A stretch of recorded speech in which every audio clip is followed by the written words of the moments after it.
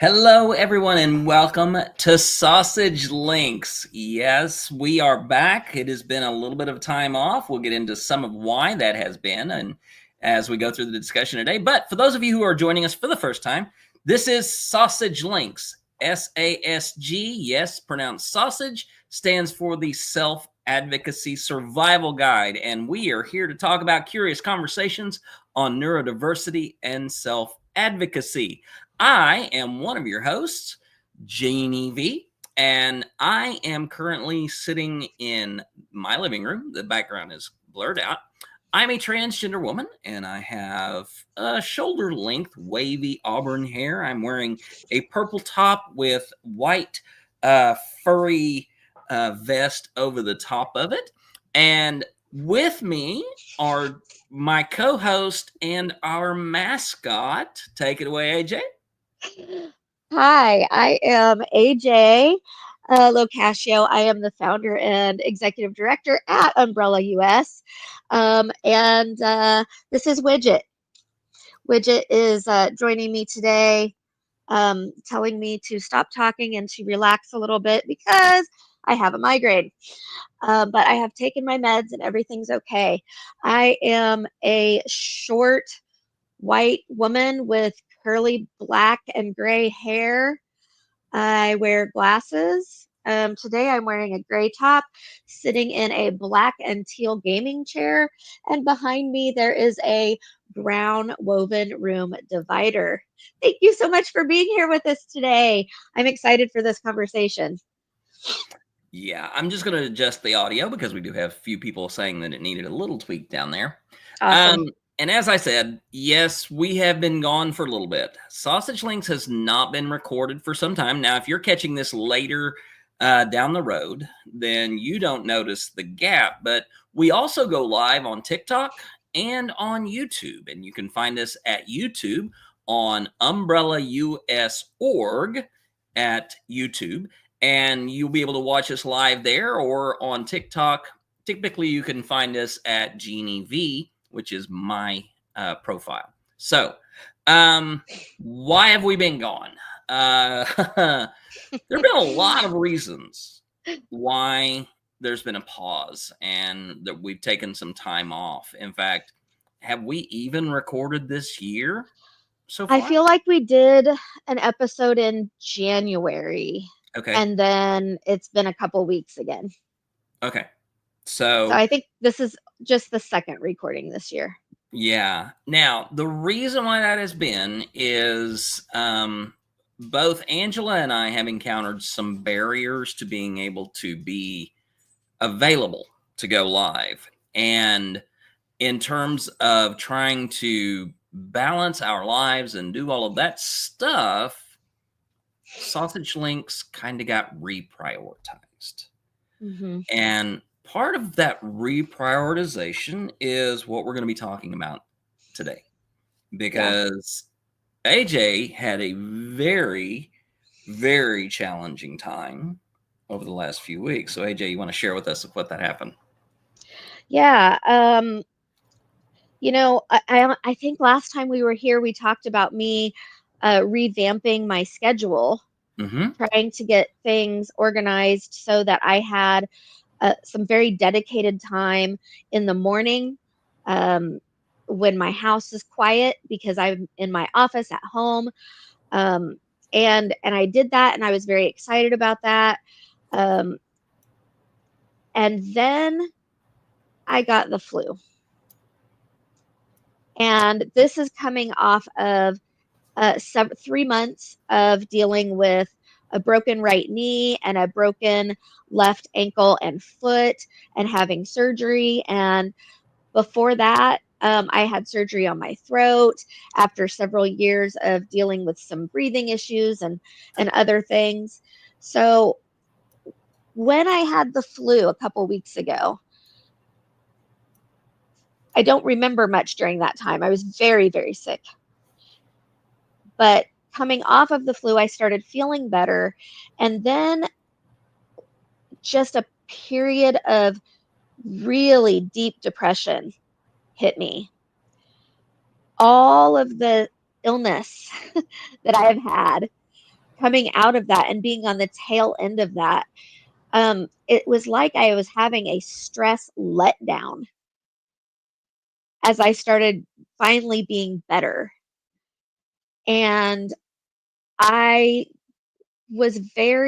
I was like in this moment of despair, of ruminating on the fact that it is so incredibly difficult for me to have to do the work that I love doing in the way that I love doing it, and also having other priorities, especially personal relationships, which have been very difficult for me over the years. I'm 47 years old. Over the years, being able to maintain harmony, because I don't believe in balance, and we're not going to have that conversation today. It's a conversation for another day. But balance is bullshit. Harmony can't exist. Um, that was a can exist. I have struggled in the past over and over and over again, and this is part of my autism diagnosis, actually, is how much I have struggled in being able to have harmony in my special interest, which is my work, and relationships, personal relationships. And I tend to always gravitate back toward that, whatever that special interest is. Um, and for me right now, my main special interest is advocacy. It's advocacy with Umbrella US, and it is also advocacy with the local Wichita area sexual assault center. These are two places where I work, I spend time, and it makes me feel good. When I am doing that work, my nervous system is regulated. I am very happy. Um, it's not that I'm not happy when I'm dealing with my relationships. I'm very happy in my marriage.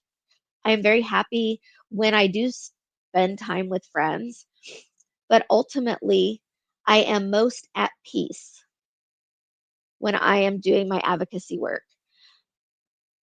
And I wasn't able to do much work in the last 6 months. I wasn't able to spend the time, effort, and energy that I get um, the most out of, because I had no choice but to focus on doing the things that I could do in my home to maintain some kind of harmony when, you know, Jordan, my partner, had to really be my caretaker when I was unable to walk. When it would just take a massive amount of energy for me to move from one area of the house to another area of the house, um, to go to the bathroom, you know, and so all of my energy was being expended in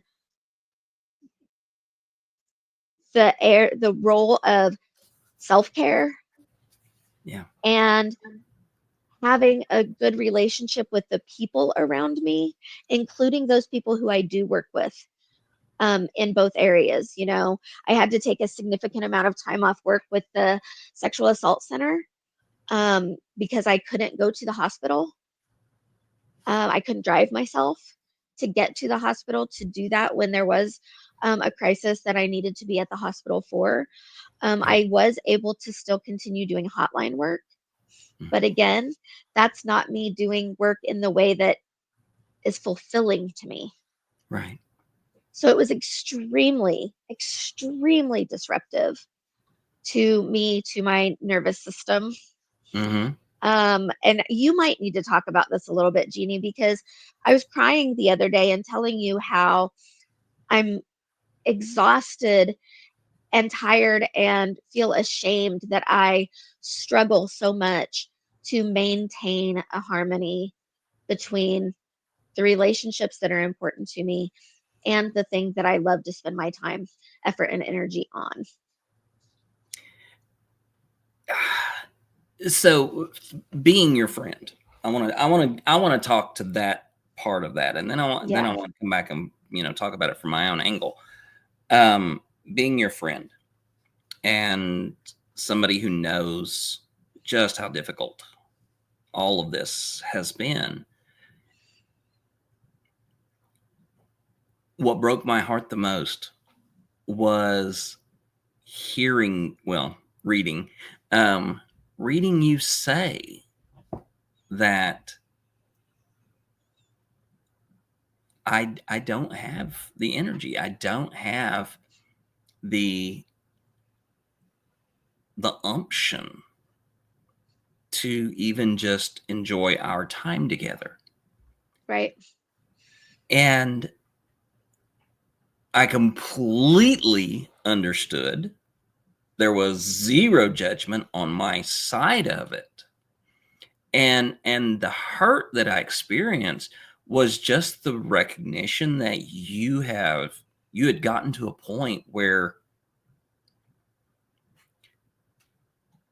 you knew that even doing something that has rejuvenated you in the past, being together and us just cutting up and talking about farts and sniffing dog butts and sex and everything else, we have been able to lift one another up at times, but to see you say that, I knew you were hurting. I knew you were in that place, and knowing that I could not just reach out and be there, because even me intruding upon it would be a drain. And so I have to take this passive position of saying, I absolutely love you, and I know you're hurting, and I'm going to be here when you are ready to emerge and resume that connection. And the only reason, that I can truly understand that is having been in that situation and having watched when I have hurt people that I was close to, because I pushed them away because there was an understanding on their part, because I didn't understand myself. And you know I'm very grateful for the relationship that we've had, that I can begin to understand when I am doing that. Like I'm going into one of those cycles right now where I begin to try to push people away. And so being able to see you and know that when you were ready, that I was going to be on that other side and you heard me, that's what kept me going. And that's what keeps me going, is like I ask my loved ones, please be here for me on the other side of this. I will be back, but I need to take this. I can't do this right now. Yeah. And, you know, again, I appreciated the fact that, it was just, of course, accepted and non-judgmental when I'm like, I can't. I just can't.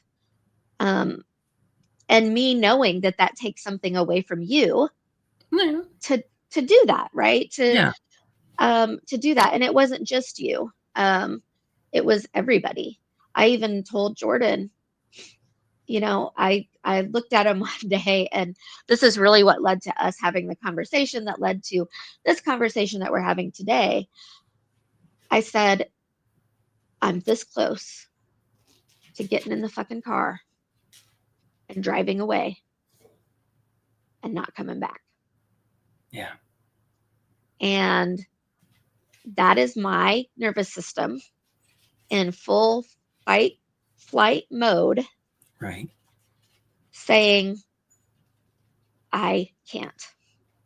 Yeah. It is the stress response cycle being overwhelmed and me not completing that stress response cycle between one stressor and another stressor. Yeah. Absolutely. And, we said, we named this today, not having all the answers, self-advocacy and shame. That's because I am a board certified coach. Mhm. I'm an educator. I'm a leader. And I didn't have all the answers. Yeah. I knew how to self coach and how to ask you to help do some coaching with me, which we did quite a bit of, Yeah. to say, I'm feeling this lack of energy and I don't know what I can do. And I feel ashamed that I can't do. And, you know, it is okay to be a fabulous self advocate and not have the answers and to need support from others. Yeah. That's why self advocacy, as it's thought of right now, is really bullshit Right. because we get in that American, individual, pull Hmm. yourself up by your bootstraps idealism Right. that we have here. And that doesn't work. No, it doesn't. It doesn't work. There are times when it works for a short period of time, but it Hmm. doesn't work forever. And Absolutely. right in the last year, because of my physical health, I have needed a lot of support. Hmm. And I know you've said this before. You've said pulling yourself up by your bootstraps isn't even self care Right. because somebody in the community had to come up with the idea to make fucking straps on boots to help us get it on. Yeah. Not to Or, mention the other tools that we might need to put our shoes on. yeah. Or in addition, just making the boot. You can't Yeah, pull a boot on unless somebody makes that boot. right. None of us, not one single person, is completely 100% self sufficient. No. We always need support from the community in one way or another. I know this. I talk about this all the time. Yet, bam, right in the shame cycle I am because I need help. I need support. Internalized ableism much. Yeah. You kind of brought that to my attention. Do you want to talk about that a little Which bit? one in particular? Because I speak a lot of bullshit. Really reminding me about the internalized ableism. And of course, I know, but when you are in that shame cycle and you are in Right. the midst of it, you're not always able to just pull yourself out of that. No, yeah, I remember what you were. I think what I remember talking about was that um, you know what you can do, but when you encounter that space of I can't do what I know I can do, you've just created this loop of failure and shame and residing in that. And Unrealistic expectations. yeah, and it's like, well, and picking on you for, you know, you had two broken fucking legs Yeah. and you're out here wanting to run a marathon. Right. And I'm feeling extreme shame because how dare I feel sorry for myself when there are people who deal with this every single day of their lives. Yeah. And I know that on the other side of this, I'm going to be able to go back to my normal routine and walking and exercising. And I already had a membership at the gym, prepared to start as soon as I could, walk even a little bit while I Right. was still in physical therapy. And I feel ashamed. I feel shame right now saying that I'm whining about this Right. because there are always people who have bigger challenges, bigger barriers. Now I'm comparing myself and Hmm. saying I am a very privileged person and I am whining about this shit. Yeah. That that privilege of even just saying, I should be ashamed. That is that internal ableism. I should be doing differently. Therefore, I'm going to feel entitled to be ashamed in this. Yeah. And it's like, why don't you just accept you can't do it?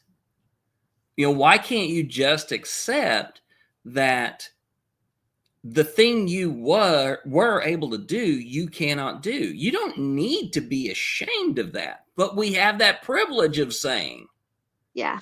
well, I'm going to be ashamed. I'm going to feel miserable. I'm going to, whine about this. And in the negative sense of that. Yeah. Instead of just saying recognition. I recognize right now I can't do this thing. And it wasn't even about physically being able to do the things. Right.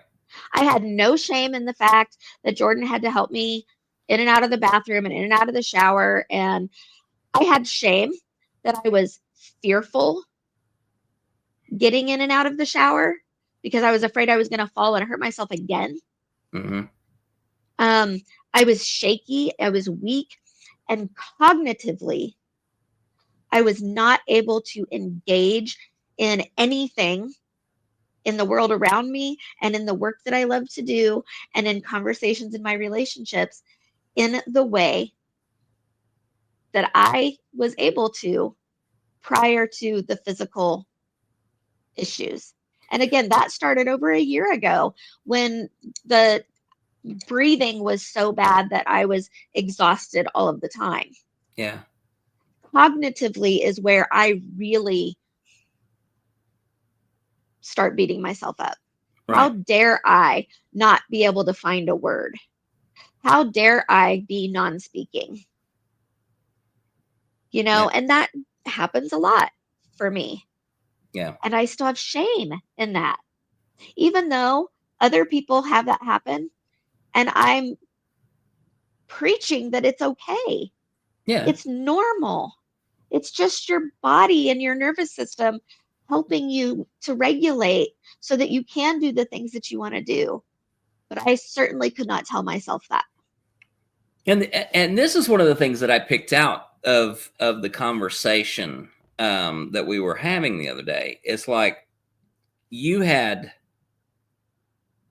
experienced 2 broken legs at the same time. And surgery. And surgery. One right after the other. Yeah. And you found out, you had it reaffirmed, you had it re-clarified, however we want to phrase this, that you don't process pain in a typical manner. You don't experience pain in a typical way. And so what would normally have caused a typical fracture to slow someone down, you didn't recognize it as such.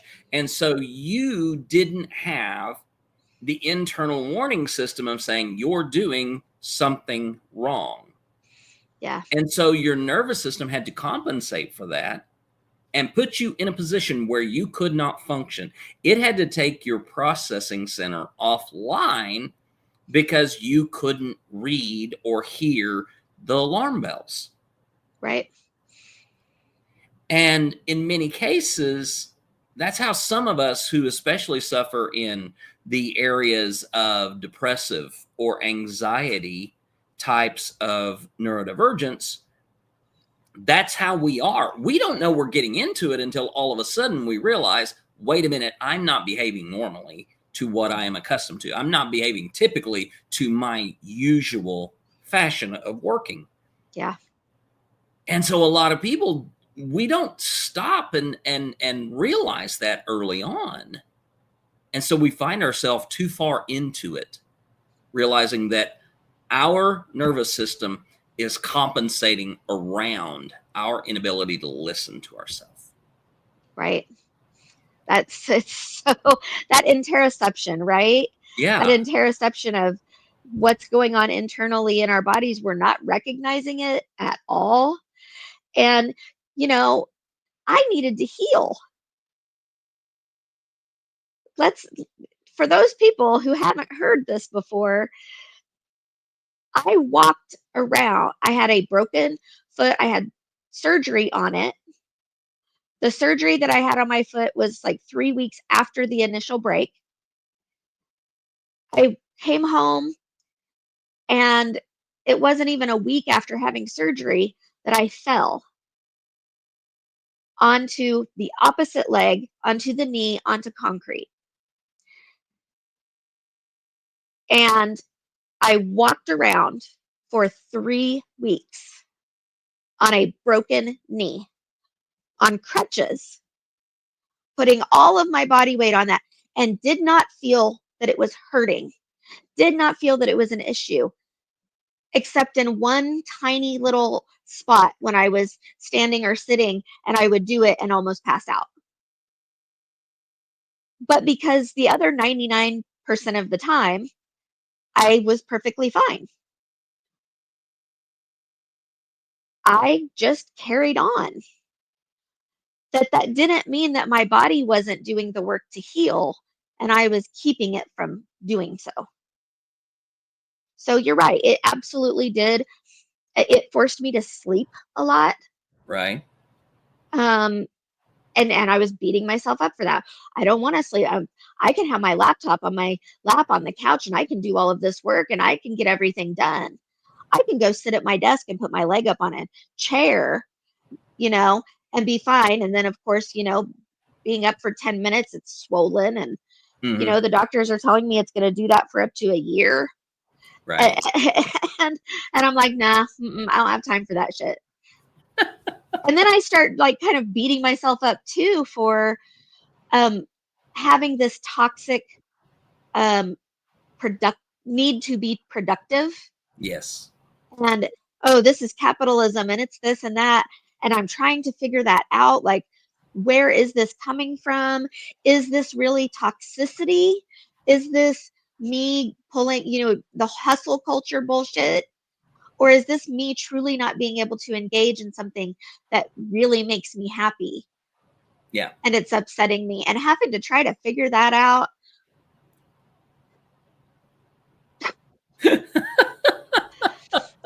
And by the way, try to maintain a marriage and Yes. some intimacy with a couple of broken legs. Right. you know, just Which is like, wait a minute, I'm too young for this. Let me out of here. yeah. Mm-hmm. No, it's okay for you to hear intimacy. Yeah.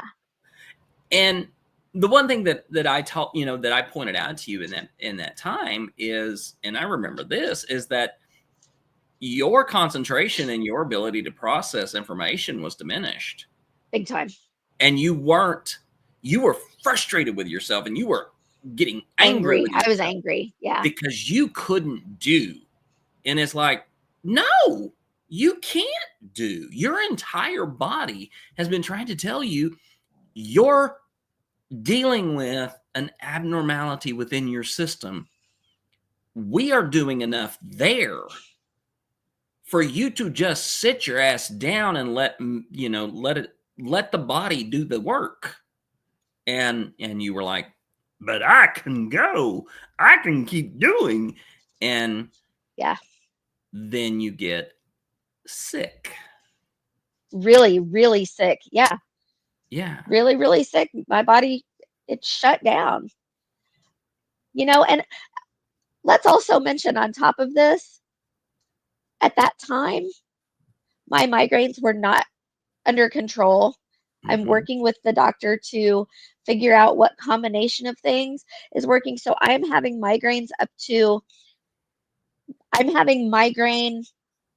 either ramp up pain Mm-hmm. or come down 27 days out of the month.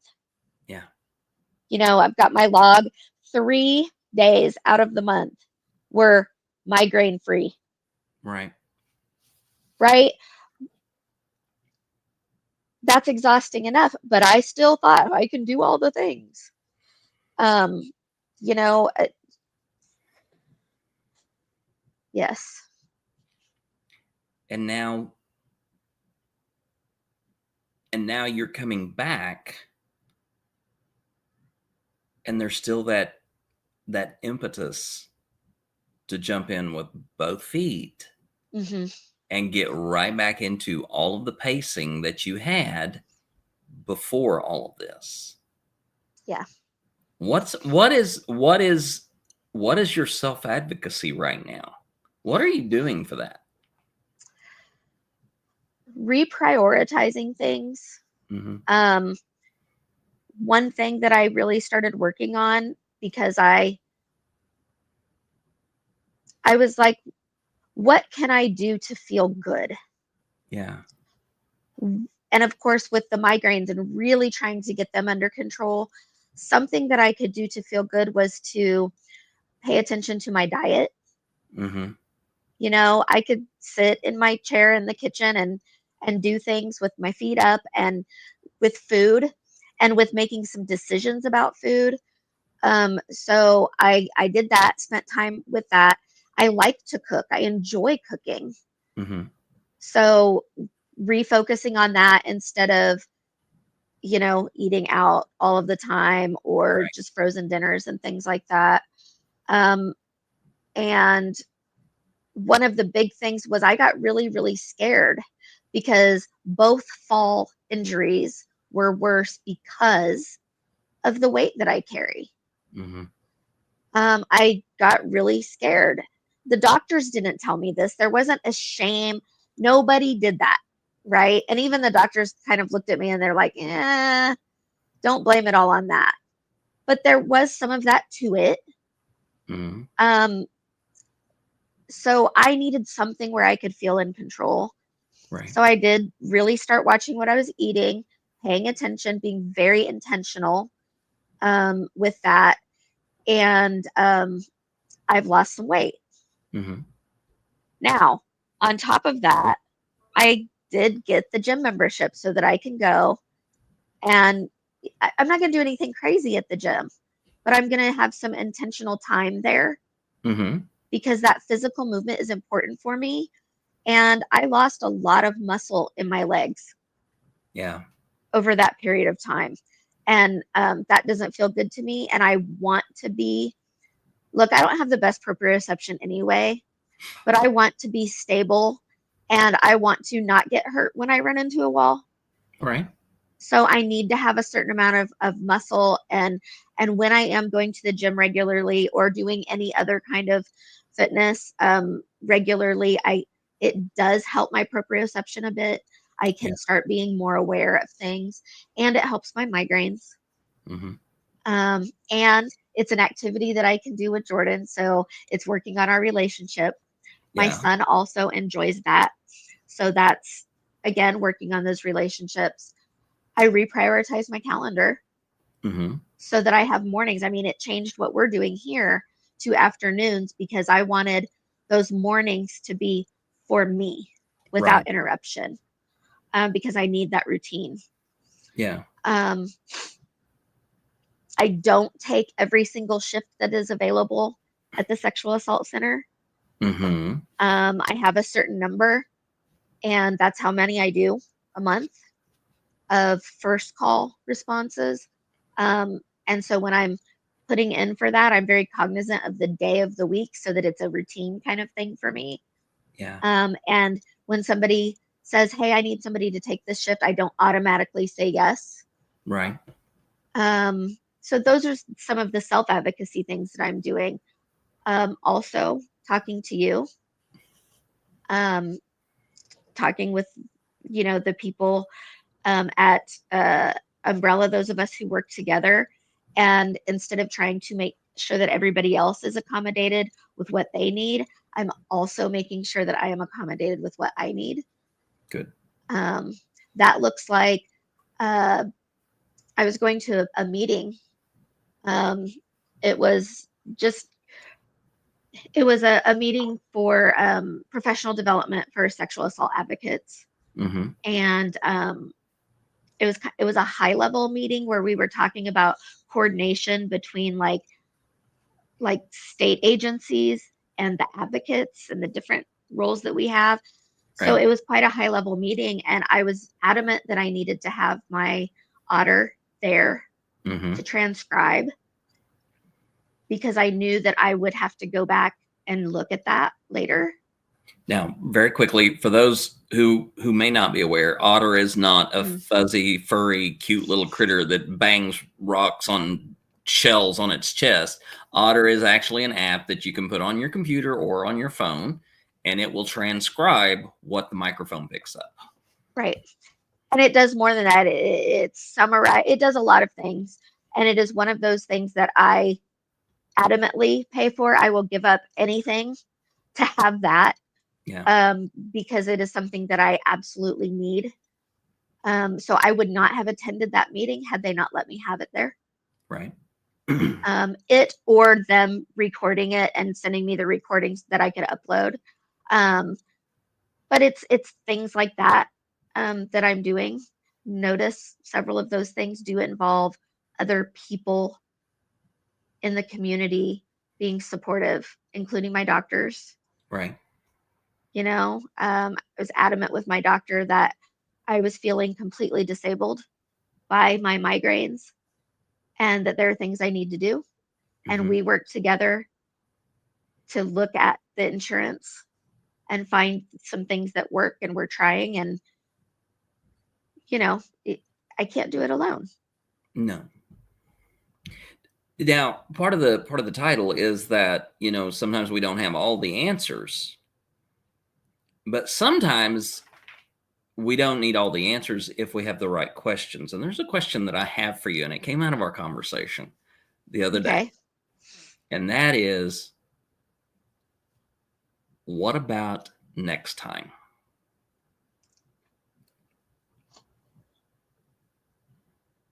You know, we would all love to think that there isn't going to be a next time. Yeah. But there is. Yeah. And, you know, I haven't looked at that aspect yet. I haven't gone, how can I stop this big crash from happening? And maybe I can't. Right. Right. You know, I am autistic and ADHD, and I have migraines, and I have anxiety, and I have depression, and maybe I can't. Right. However, that doesn't mean that I'm helpless. It doesn't mean I can't maybe put some changes in. The first step of that would probably be, hey, Jeannie, help me write something down that you're going to have access to. Okay. That you can maybe remind me of or look at to help me next time something happens. Okay. We can do that. Because I can think about it. I can put it in my head and say, oh, next time I'm going to do this and this and this. I'm not going to remember that in any time of crisis. But what I could do is maybe do some really intentional thinking and conversation with you and with Jordan and my son about what can I do next time. And you know what? Bam. Something that I absolutely need to do for next time, and I probably need to have these conversations in advance, is let people know that it is good to encourage me to rest. Yeah. And also, I need to have people ask me the questions that help me intentionally do.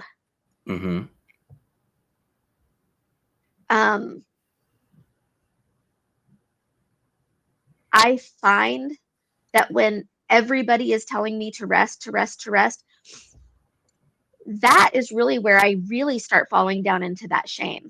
Yeah. Because I get angry that everybody's telling me to rest. I get angry that I can't rest. And that when I have anxiety, or, you know, do you know how hard it is to rest when you have restless legs and you can't move your legs? Yeah. Right? And so you're just sitting there and you've got these The only thing that helps is to get up and walk and move. And you can't do that in the way, like I had a cast on. I couldn't move my leg in a way that would help it. Right. So I had to deal with that. Something that's happening inside my body that Mm, I had no control over. yeah. Um and my leg is sitting there, and then now at the knee it's doing all of this extra work, and it's jumping like this when it really wants to be doing this at the ankle. Yeah. And so when every single person around me is going, rest, no, you don't need to go out, no, you don't need to do, can I do this for you? I also need somebody or somebodies to say, okay, when are you going to rest and when are you going to do? Fair. And help me do what I would normally do on my own, which is create some flexibility in a schedule Mm-hmm. to say, if I can't do it this time because I need to rest, I have this other time here where I can do. Yeah. And I also have the rest built in. Um, like that's what I need. Next time, I need somebody who helps me with the doing of things Right. so that I am not so frustrated with people telling me to rest, to be calm, because that's not who I am. No, it's not who you are. It's not natural to AJ. You are go, go, go, go, do, do, do, do, accomplish, accomplish, accomplish. Right. I mean, you pushing the broom around on your little wheelie cart because that's what you do when you are agitated, when you Uh-huh. are in a state of, I need to work through this physically. I mean, that, I was that, holding it. I was holding it with my neck like this and my crutches at one point. You know, I really was because I needed to do it. yeah. I'm sorry.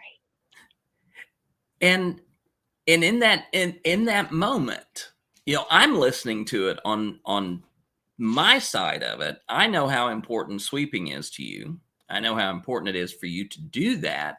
And I know what that does for your nervous system. At the same time, I know what your leg is trying to tell you, which is this is not our job right now.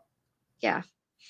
And you can't you can't rest because your brain needs that. But you can't do because your body can't.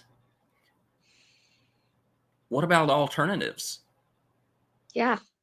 What else could you do? How are you thinking outside of the box to meet those needs of my nervous system needs this, my body can't? Yeah. Um, and it can't be just fidget spinners. That's not the answer to all problems because right now your nervous system is doing something to you to create this drive, this need to get up and do and be physical and things like that. And your body is saying, we are going to stop now because this is not what we're doing. So we have to find that. We have to be able to brainstorm outside the box of how do we get you the same nervous system response without engaging your body in the same way. Yeah. No, you are completely right. And in the moment of crisis is not the time to figure that out. No, it isn't. You know, so because we've talked about this from a coaching perspective, when I talk with a client who is telling me, they're talking to me about intimacy with their partner and how I'm touched out from being a parent. Um, and I'm talked out from my day job. And so I don't want to be touched and I don't want to talk. But my partner is somebody whose love language is touch. And so what do I do with them? I say, in the moment not the time to have that conversation for you because you can't? What if when you're feeling well, you created some lists based on your energy levels? So it was, when my energy level is this, I can do these activities. When it's this, I can do these activities. And when it's this, I can do these activities.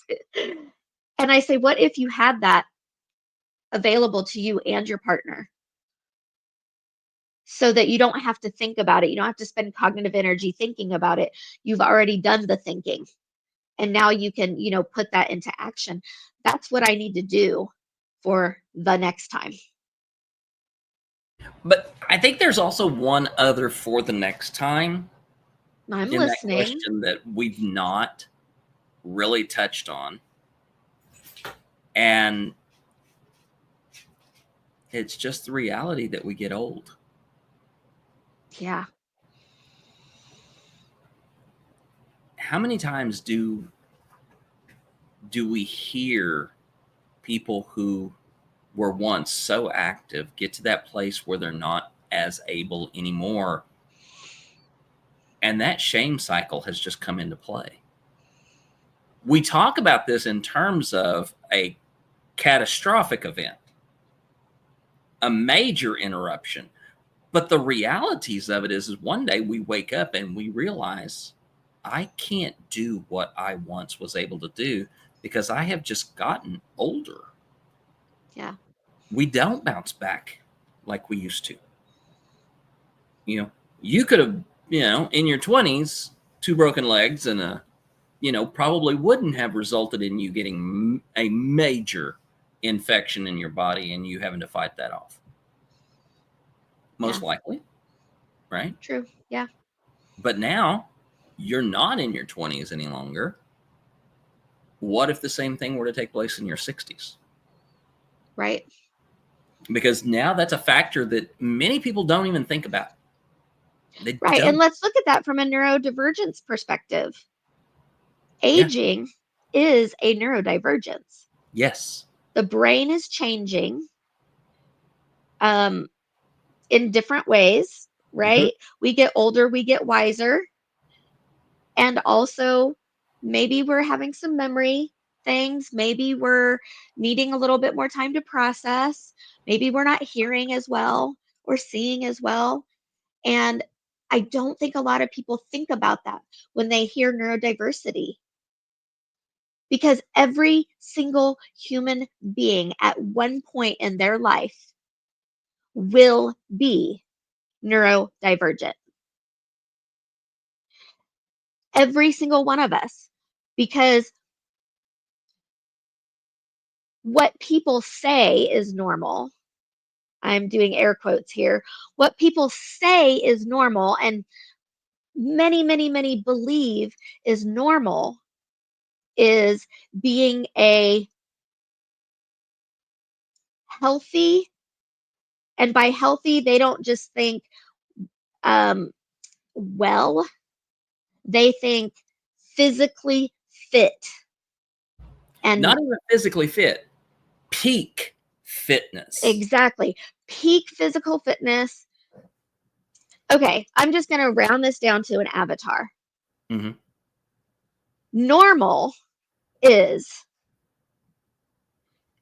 a college level educated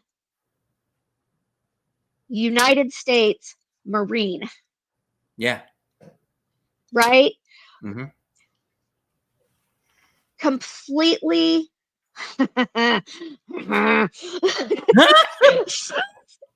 Sorry. Um, I'm saying this because people don't understand how quickly being a Marine destroys your body. Exactly. And how it can really mess with the brain as well.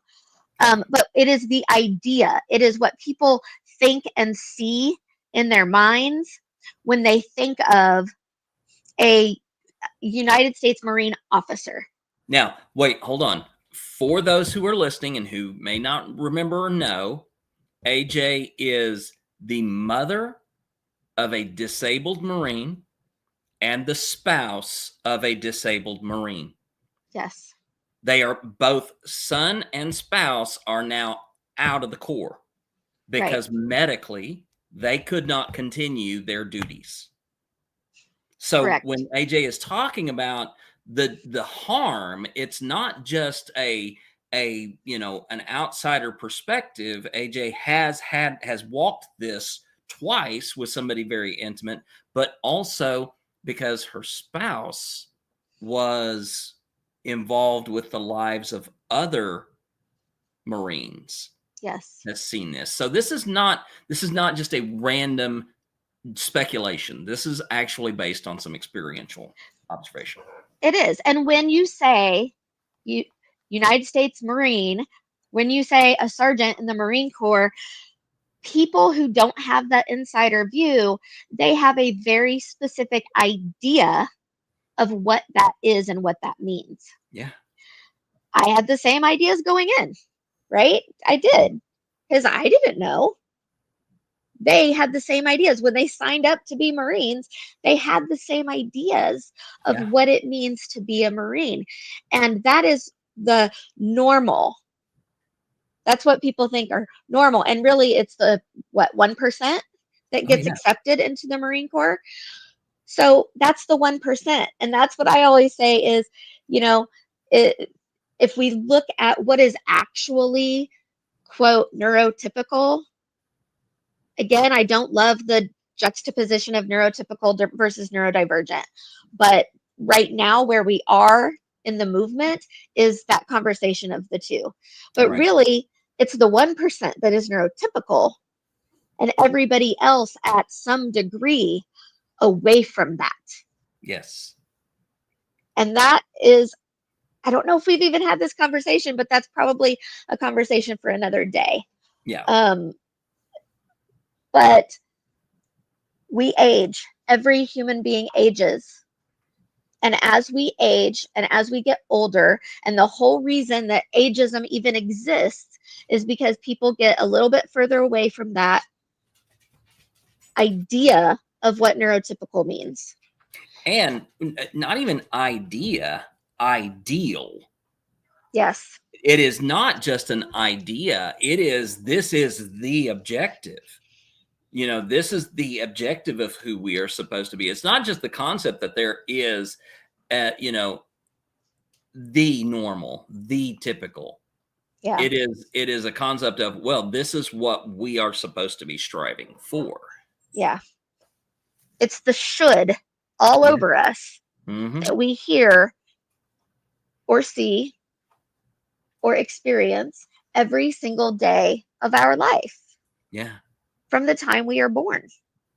That's the should. Right. Most of us will never, ever, ever be at the should. And we don't need to. Yeah. And at the beginning of our relationship, listening to you tell me over and over and over again, why are you shooting all over yourself? Yeah. Um, Uh-huh. because we internalize those messages. We internalize the message of, this is what I should be. This is what I should do. This is what I should accomplish. All of these things become internalized, and that leads us into what we know of as the shame cycle. Yes. And let's break that down. What is the shame cycle? So the shame cycle is when we have a belief of how something should be. Mm-hmm. We are not able to achieve that for whatever reason. Mm-hmm. And then we and often other people start um, judging ourselves negatively, putting negative labels on ourselves, um, putting ourselves down. If you think of a balance beam where you have hope over here and despair over here, you get in way down into that despair side. You're literally weighed down with shame because you are not able to accomplish something. Now, you and I like to use the word experience a lot, versus accomplish, because as soon as we start saying accomplish, it's an open door for Yeah. the shame wizard, for the shame wizard to come in and grab you. Yeah, that's for anybody who has never watched Big Mouth. I love that series, and the shame wizard is one of my absolute favorite characters. So, you just leave the door open for the shame wizard, versus if we say, what would you like to experience? Mm-hmm. And then start planning, how can you experience that if it's not going to be experienced in the same way as people say it should be? Right. Instead of accomplishing that thing, now it's, let's gear towards an experience. And so anytime you are putting these labels on there that is a finite accomplishment, this is how it has to be done. Mm-hmm. This is what I must do, because if I don't, these people out here are going to judge me in this way. Yep. This is where shame comes from. And I think that, but I think that there's also just that very real conversation of, it's the perception of these people.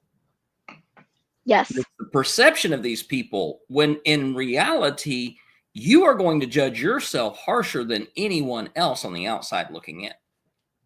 Oftentimes, because of all of those limiting beliefs and biases that we have deep down in our brain that we don't even realize are there. And a lot of times somebody will say, I'll start having conversations with them about shame or guilt. Mm-hmm.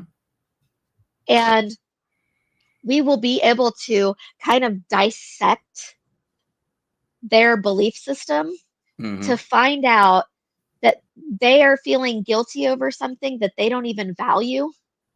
Yeah. They thought it was their value because somebody told them it should be a value. And then when we really dig deep to who they are as an individual, that's not their value. Maybe it's society's value, or their dad's value, or, the mean school teacher who used to slap them on the knuckles with the ruler. It was their value.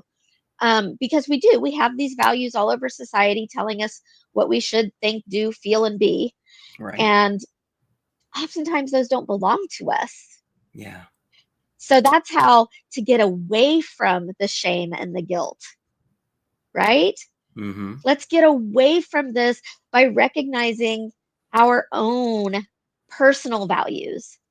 And now here we go again, back to your question, Jeannie, of what can you do next time? On LinkedIn, I have in my account what my personal values are. Right. And it's not things like integrity. Okay, Yeah. integrity is definitely a value. It is way deeper than that. I have value statements of, every human has the right to be their authentic self. Mm-hmm. When I look at those values, you can go to those values and say, AJ, what about this thing that you are feeling shameful about right now? Where does that fit in with these 5 statements that you make about your values? Just like that, I'm going to see that it doesn't. Right. Right? So when we are feeling well, maybe we need to make those kinds of statements and do that kind of interpersonal work that is really hard work, by the way. Yeah. Maybe we need to do that work and have that available for those, well, what happens when? Right. Because it's coming back to that is going to help the mental piece of dealing with this. It's going to help you reach out to other people, and it's going to help other people know how to respond to you instead of reacting. Mm-hmm. We want them to be able to respond to us to help us. Yeah. That's what I can do for next time. And I think for next time, it may be helpful for us to actually look at, how do we get to that value system, and how do we make those statements? Whew. How many hours do you have for that? Well, that's what I'm saying, because we just hit the hour mark. And so we do need to put a close on this Mhm. episode of Sausage Link. But most definitely, if people are interested in, how do you determine those values and how do you make those statements? I think that would be something that we could definitely bring in an upcoming episode and be able to address that for people. I think that is just a sexy idea. I really like it. Awesome. Um, I'm happy to. I mean, like I said, they're out there for the world to see, and Yeah. I have a lot of people who message me and say, "I want that." So yeah, let's have that conversation. And if it ends up being more than one episode, well, we'll figure that out. Which we always do. And people, if you are loving what you hear, please check out more of our content at umbrellaus.org, because you find not only links to the Sausage Links podcast, but um, all the other podcasts and media releases that come from Umbrella US through Brainbow Media. You will find 2 or 3 different podcasts that you can participate in listening to, and also, submit questions, submit, curiosities at the information links that are there. And in Yep. particular, if you would like to be a part of Umbrella US and the work of self-advocacy and trying to create a more healthy, holistic, round, experience for neurodiverse people, the neurodiverse universe that we live in, which includes neurotypical people, by the way, then please reach out to AJ at umbrellaus.org. Tune in and join us on YouTube and on TikTok for live broadcasts of this recording. And if nothing else, we hope you have a great day. We hope you find a way to break your own shame cycles and find a way to be able to live into that authentic self. AJ, thank you so much for sharing. Yeah, absolutely. And by the way, if you're not having a great day and you're stuck in the shame cycle, that's okay. It happens to every one of us. Yeah. Sit in that, allow it to happen so that you can allow yourself to move through the stress response Yeah. and be able to come out of it. It's okay to have it. You just don't want to have it all the time if you don't have to. And if you're stuck in that space where you feel like you are there all the time, definitely going to umbrellaus.org. We have lots of different helplines there that you can reach out for support. Lots of information there for you to do that. So you are not alone. Awesome. Thank you, AJ. Thank you, Widget. And thank you all for listening and be a part of the work that we are doing. This is Sausage Links. And we really hope that you will find some way to be able to speak for your own needs so that you can achieve much more in your life. Have a great day. Have a great time with your life and be your most authentic self. See you next time.